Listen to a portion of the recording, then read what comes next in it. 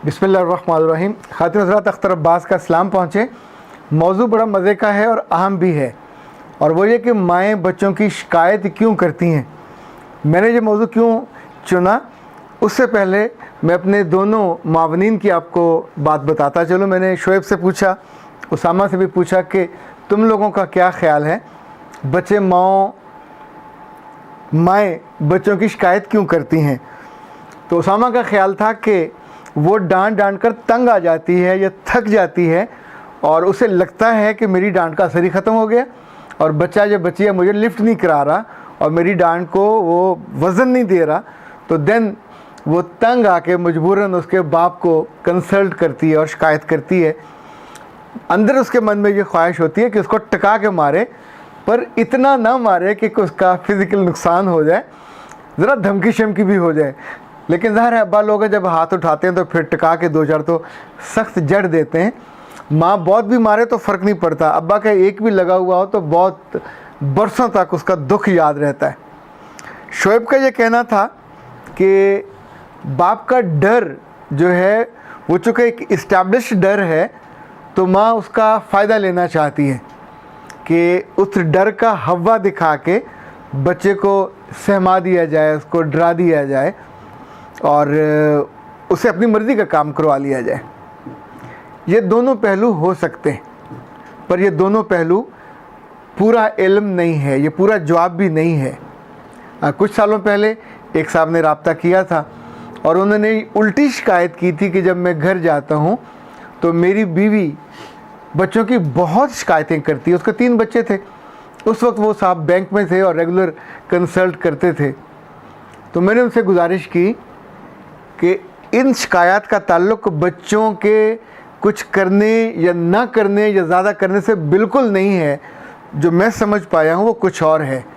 तो अगर आप उसको एड्रेस कर लोगे तो शिकायतें कम हो जाएंगी या बंद हो जाएंगी। तो उसने हैरत से कहा, सर ये क्या बात हुई, कोई और वजह कैसे हो सकती है। मुझे तो ये लगता है कि बच्चे उससे संभलते नहीं हैं, या समटाइम वो शाउट ज़्यादा करती है, हर वक्त तो बोलती रहती है तो बेअसर हो जाती है, इस वजह से वो मुझसे हेल्प आउट।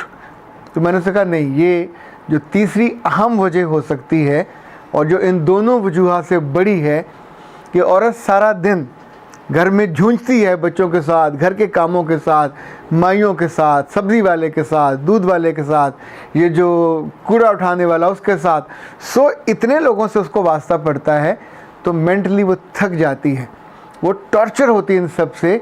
और एंड ऑफ द डे शाम को वो चाहती है कि उसको अंदर से कहीं हीलिंग हो। वो अपने दिन भर के दुख उसका मदावा नहीं चाह रही, पर वो चाह रही है कि आप उस पर मोहब्बत भरी नज़र डालो और उसके साथ खड़े होकर उसे पूछो कि दिन भर तेरे इमोशंस, तेरे बच्चों ने, तेरे आसपास के माहौल ने जितना डिस्टर्ब किया, तू ज़रा आ और मेरे साथ बैठ के मुझको वो कहानी सुना। पर हमसे वो कहानी नहीं सुनी जाती। वो 20 मिनट की हो, वो 25 मिनट की हो, उस दौरान आप आंखें बंद कर लें या आपकी आंखें खुली हों। लेट योर वाइफ से समथिंग। जो दिन भर में उसके ऊपर बीता है उसको वो कहने देना चाहिए। जब आप उसको कहने देते हैं तो उसका सारा कैथारसिस, सारा गुस्सा निकल जाता है। वो गुस्सा बच्चों पे उतना ज़्यादा नहीं होता, वो बच्चों को फांसी दिलाने का उसका मूड नहीं होता, ना वो ये चाहती है कि बच्चों को आप दरवाज़ों से और पंखों से टांग के मारें। ये तो कभी भी किसी खातून का या माँ का मन नहीं होता। बुनियादी तौर पर तो वो जितनी उसकी अपनी एफ़र्ट है उसकी रिकग्निशन चाह रही होती है, जितना उसने ख़ुद दिन भर मेहनत करके, मुशक्क़त करके उन बच्चों को किसी दायरे के अंदर, किसी लिमिट के अंदर रखने की कोशिश की होती है। इनफैक्ट उसको वो चाहती है रिकग्नाइज़ किया जाए, उसको एडमायर किया जाए, उसको एडमिट किया जाए। और मर्दों को ये अकल नहीं आती कि चूँकि धुआं जो उठ रहा होता है ये किसी और चीज़ का होता है। हमेशा धुआं वहाँ से नहीं उठ रहा होता, वजह कहीं जलने की कुछ और होती है, और उसका फिर आपको समझ आनी चाहिए। उन साहब को जब मैंने ये गुजारिश की तो उन्होंने और कई अक्लमंद लोगों की तरह उस बात को पल्लू से बांध लिया। तो फिर शाम को आते थे या दिन भर वो फ़ोन करते हुए भी उससे पूछते, तो उससे बड़ी मोहब्बत से पूछता, हाँ भी मेरी शहज़ादी क्या हाल है, दिन अच्छा गुजरा, तू सारा दिन मुझसे ज़्यादा मुशक्क़त करती है, मैं तो दफ्तर में कुर्सी पे बैठता हूँ, रंग रंग के लोग आते हैं, तो चलें एक डिस्टेंस से उनको मैं हैंडल कर लेता हूँ। पर तेरे पास तो अच्छा, जिन जिन के पास सास ससुर होते हैं उनका मसला और भी ज़्यादा होता है, वो भी बेचारी गुस्सा तो उसी पे निकालेंगी। खातून हज़रात, एक केस में ऐसा भी था कि दोनों का ताल्लुक आलमोस्ट ख़त्म होने वाला था और ख़ातून को सबसे बड़ा शिकवा और गिला यही था कि ये लापरवाह है, ये बॉदर नहीं करता, बच्चे इसके ज़ाया हो रहे हैं। बच्चों को हालांकि वो आउट ऑफ द वे जाकर ज़्यादा पैम्पर करती थी, ज़्यादा प्रोटेक्टिव थी। मियाँ तंग आके दुबई चला गया और उस बीच में उसने दुबई में जाके रब्ता किया और जाके दिल की बात बताई। उसने कहा सर यहाँ आके उसको मैं ज़्यादा मिस करता हूँ, और यहाँ आके चूँकि जब मैं शाम को आता हूँ तो खाना भी खुद करना पड़ता है, सफाई भी खुद, कपड़े भी खुद, और घर को मैनेज भी खुद करना पड़ता है, तो मुझे उसकी एक एक एफ़र्ट नज़र आती है। तो देन उसने फिर 3 काम शुरू किए, आपके लिए फ़ायदेमंद हो सकते हैं अगर आपके दिल पे, बल्कि आपके हिक पे जाके लगे। जब भी फ़ोन शुरू होता तो वो सलाम लेने के, बच्चों को दोनों आमतौर पे वो वीडियो कॉलिंग पे होते थे, तो उसका पहला जो एतराज़ होता था वो ये होता था कि तुम्हें पता तो था मेरी कॉल आने वाली है, तो ये लिपस्टिक क्यों नहीं लगाई, और ये कल वाले कपड़े क्यों पहने हुए, अभी जाओ बदलो।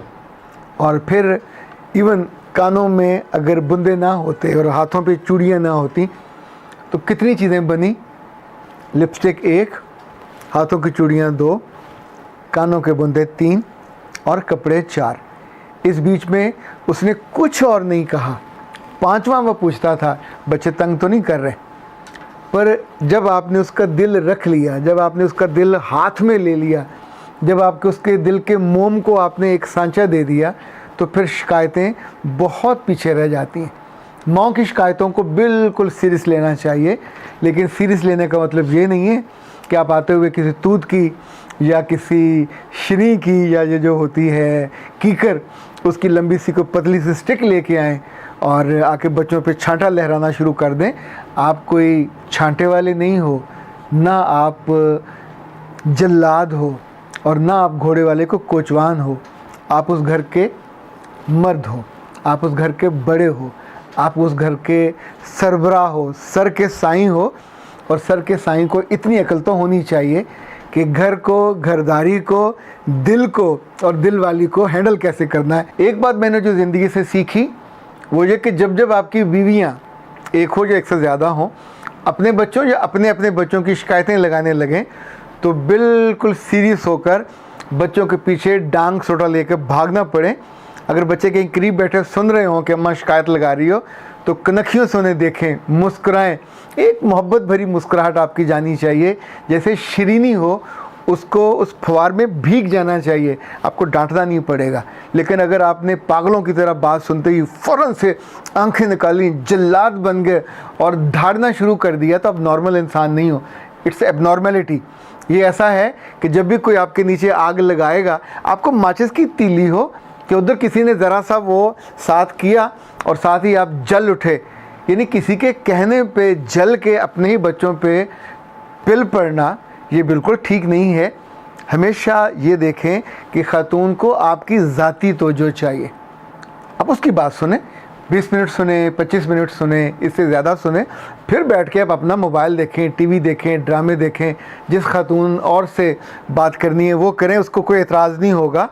पर जो उसका वक्त है, अच्छा एक बात और याद रखिए, जिन लोगों के साथ हम काम कर रहे होते हैं, आपके सबॉर्डिनेट होते हैं, आपके मातहत होते हैं, आपके इवन सप्लायर्स होते हैं, हम उनका भी तो दिल रखते हैं, उनको चाय पिलाते हैं, उनकी बात सुनते हैं, आउट ऑफ द वे जाके समटाइम हम उनको सपोर्ट कर रहे होते हैं, ताकि हमारा उनके साथ जो रिलेशन है, बाइंडिंग है और जो ट्रांजैक्शन है ये चलती रहे।